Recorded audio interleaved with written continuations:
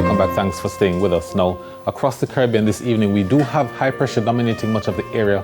However, we are monitoring very closely a dying frontal system in the Western Caribbean, and we're also monitoring a trough system, an upper level trough that is across the center of the basin, and we expect the two to bring some shower activity, also some thunderstorm activity to sections of northern parishes over the next couple of days. We are also expecting strong winds across the basin. We do have winds getting up to 25 knots, and we're expecting this to persist for at least 2 days across the area. You can see scattered clouds across the area. That's upper level clouds from that system. Now, in the forecast for tonight, it becomes fair. We're expecting the temperatures to drop to 24 degrees Celsius for both Kingston and for Montego Bay. 5-knot winds on both coasts from the northeast across the south coast, and the winds on the north coast are expected to be more out of the southeast to east-southeast.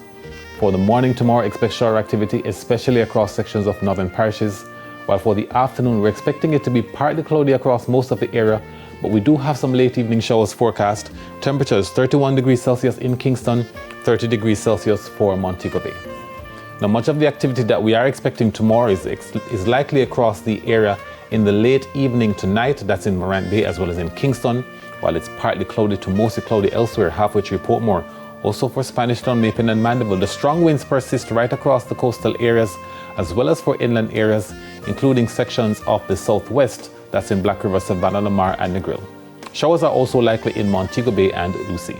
Nighttime showers are forecast for the east, that's in Richmond and Moortown, while it's partly cloudy for Brownstown, St. Anne's Bay, Ocho Rios, Port Maria, as well as Port Antonio and Golden Spring. Expect a few isolated afternoon showers for Bogwalk, also for Moko, while it's cloudy in Christiana, Grange Hill and Duncans, as well as Cave Valley.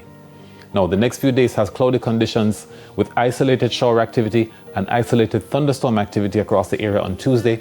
Meanwhile, on Wednesday and Thursday, isolated thunderstorms are across western parishes. Now, the marine forecast. The winds are easterly at 10 to 15 knots on the north tomorrow, with wave heights from 1 to 1.5 meters.